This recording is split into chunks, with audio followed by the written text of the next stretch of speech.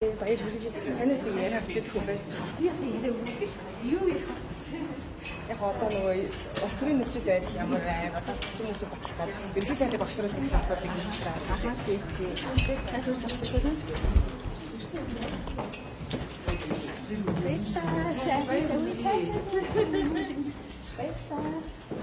За тэгэхээр чинь одоо төсөв хилэлцэж байна. Замнаас ерөнхий сайдын багшлуулах гэж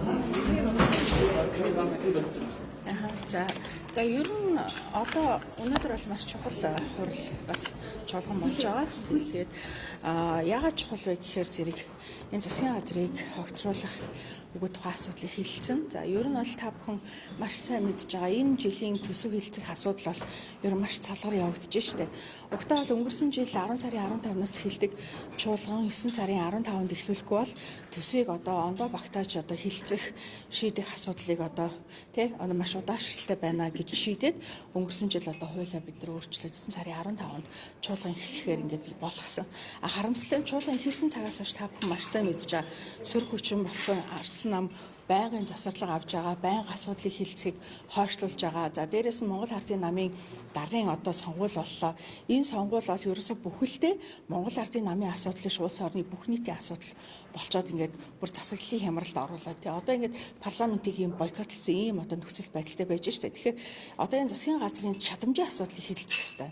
Өнөөдөр засгийн газар сайн ажиллаад байгаа учраас гадаа энэ олон ахмадууд, энэ олон багш нар ажил хаялт зарлаа. Тэ нийгмийн одоо хамгийн чухал цаг даргүй одоо зогсолтгүй одоо урагшилж явах хэвээр салбарууд ингээ гацаанд орж байгаа нь энэ юуных вэ гэхээр засгийн газартай холбоотойгоо аахгүй юу. За тэгэхээр засгийн газар үнэхээр л одоо ийм сайн төсөв те одоо төсвийг одоо анханасаа зөв базаад зөв одоо хуваарлаад те зөв зохицуулаад ороод ирсэн бол өнөөдөр ийм хямрал үүсэх байх бүрэн боломж байсан. Тэгсэн мөртөө 3 сарын дотор үүсгэн байгууллагад 3 сарын дотор засгийн газар одоо МСС-л гэхэд 200 тэрбум төгрөгийн те одоо амнаатаас шөлөөлсөн ийм асуудал байгаа тийм. Тэгэхээр энэ мэд Монгол улсын баялагийг одоо те олборлож байгаа, эндээс ашиг орлого хийж байгаа.